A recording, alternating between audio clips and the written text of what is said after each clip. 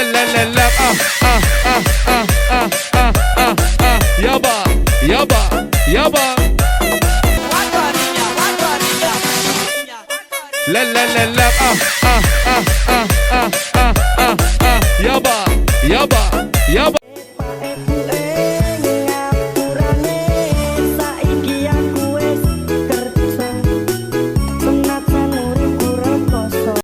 Kritik merujuk pada evaluasi, analisis, atau penilaian terhadap suatu karya, gagasan, atau kinerja.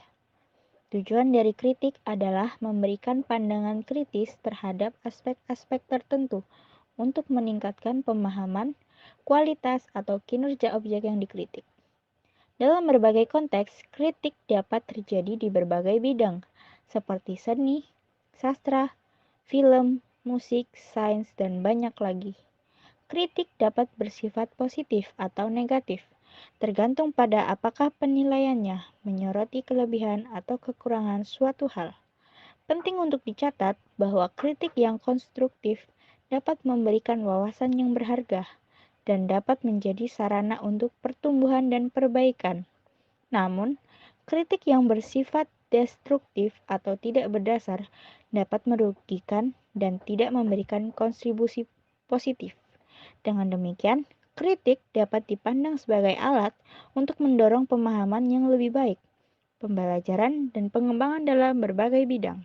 Struktur kritik sastra. Kritik sastra memiliki 3 struktur, yaitu pernyataan pendapat, argumen, serta reiterasi. 1. Pernyataan pendapat. Langkah pertama dalam menulis kritik sastra adalah menyatakan pendapat kamu tentang karya sastra yang kamu analisis. Pernyataan ini harus jelas, singkat, dan lugas. Bagian ini juga penting untuk ditulis semenarik mungkin agar pembaca tertarik untuk mengikuti karangan kamu. 2. Argumen. Langkah selanjutnya adalah menyajikan argumen. Bagian ini bisa kamu gunakan untuk mendukungnya dengan bukti dari pemikiran kamu secara objektif. Argumen ini mencakup contoh spesifik dari pekerjaan, kutipan, atau bukti lain yang mendukung analisis dari argumenmu. 3. Reiterasi.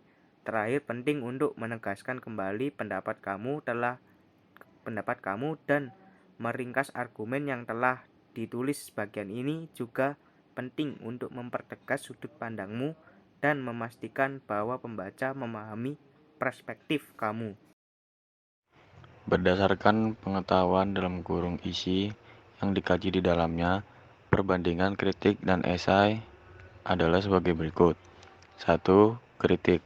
Objek kajian adalah karya, misalnya seni musik, sastra, tari, drama, film, pahat, dan lukis.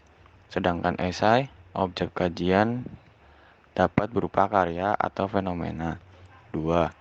Ada deskripsi karya. Bila karya berwujud buku, deskripsinya berupa sinopsis atau novel. Sedangkan esai tidak ada ringkasan atau sinopsis karya. 3. Menyajikan data objektif. Sedangkan esai tidak selalu membutuhkan data. Dilihat dari pandangan penulisnya, perbandingan kritik dan sastra dapat diringkas sebagai berikut. 1. Kritik. Penilaian terhadap karya dilakukan secara objektif, disertai data dan alasan yang logis. Sedangkan esai, kajian dilakukan secara subjektif menurut pendapat pribadi penulis esai. 2. Dalam memberikan penilaian seringkali menggunakan kajian teori yang sudah mapan. Sedangkan esai jarang atau hampir tidak pernah mencantumkan kajian teori. 3. Pembahasan terhadap karya secara utuh dan menyeluruh.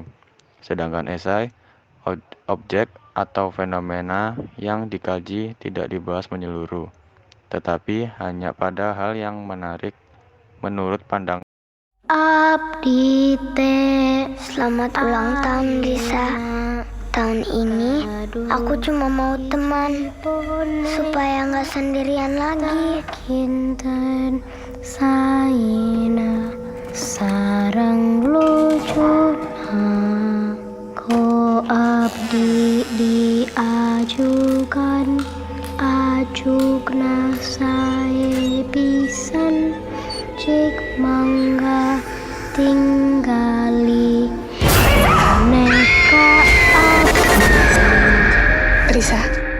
yakin gak apa-apa kesini lagi? Dia jarang main sama Riri ya, Sa? Dia juga gak mau main sama gue.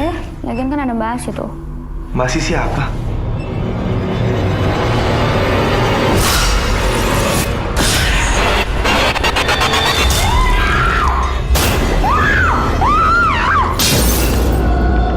Namaku Risa.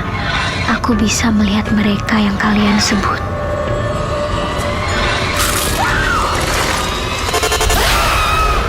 Hantu.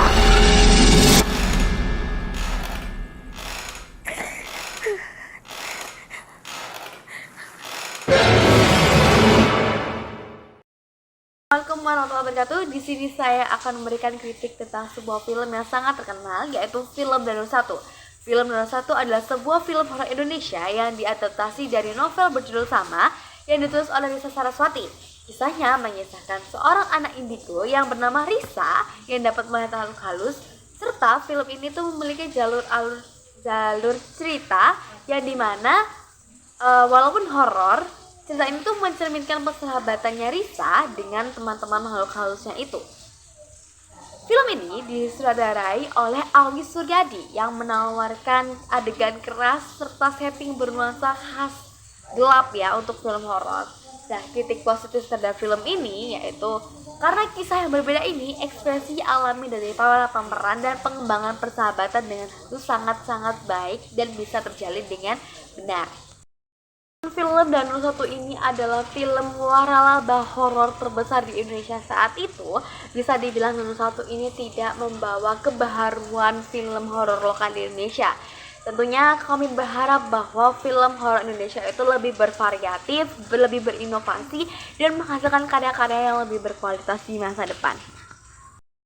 Tapi kami sudah meneliti bahwa sebenarnya film Danur 1 ini juga memiliki beberapa kekurangan. Yang pertama, bahwa film Danur 1 ini untuk horornya itu menganut sistem horor Indonesia yang dimana film-film horor lokal Indonesia itu melalui jumpscare saja, tidak ada yang bisa spesifik lebih ketakutan. Seperti jika kita melihat film-film di luar negeri, film horor mereka itu ada yang bersifat lebih gore gitu. Emang gore sama horor itu berbeda.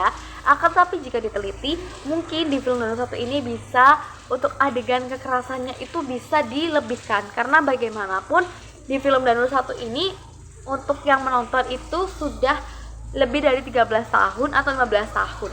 Jadi sepertinya untuk menambah kesan horor tidak hanya jumpscare saja, bisa ditambahkan dengan hal yang lainnya. Lalu yang kedua yaitu kurangnya pengembangan tokoh. Mungkin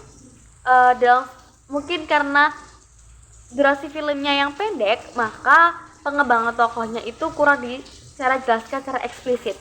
Karena di novelnya sendiri itu bisa dikatakan berkembang dari karakternya yang semula jadi anak kecil yang sangat polos menjadi orang yang cukup dewasa untuk mengerti segala hal dan juga bisa mengambil keputusan yang tepat, serta dia belajar dari banyak kesalahan.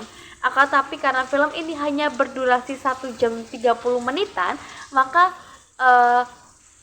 sekiranya bagian-bagian penting yang terutama Risa untuk pengembangan tokoh Risa sendiri itu kurang. Lalu juga ada teman-teman hantunya juga, itu menurut saya pengembangan karakter tokohnya itu juga kurang. Karena di situ hanya menjelaskan bagaimana teman-teman hantunya Risa itu bermain dan juga bagaimana mereka menunjukkan diri sendiri kepada Risa. Padahal sebenarnya di novelnya itu banyak sekali gambaran-gambaran yang bisa menjadi pengembangan tokoh gitu, kayak semacam dialognya seperti itu. Kritik film Danur 1, dan di sini kami menemukan 5 kelemahan dalam film tersebut. Yang pertama adalah trailer kurang menarik. Karena trailer kurang menarik ini, ekspektasi rendah pun muncul terhadap film ini karena dianggap trailernya itu kurang menarik, sehingga penonton-penonton yang tadinya sangat tertarik dengan film ini, terutama para subscriber Risa itu akan menurun sebelum menonton film ini. Lalu yang kedua adalah menurut kami kurang menakutkan. Meskipun memiliki alur cerita yang jelas, film ini tidak begitu menakutkan dan cenderung biasa, sehingga kurang memberikan pengalaman horor yang mendalam kepada penonton. Yang ketiga adalah pengosongan bangku di studio bioskop. Menurut kami, terkait pengosongan 5 bangku dalam studio bioskop saat penayangan film, dianggap sebagai strategi pemasaran yang bisa mempengaruhi atmosfer penonton dan persepsi terhadap film.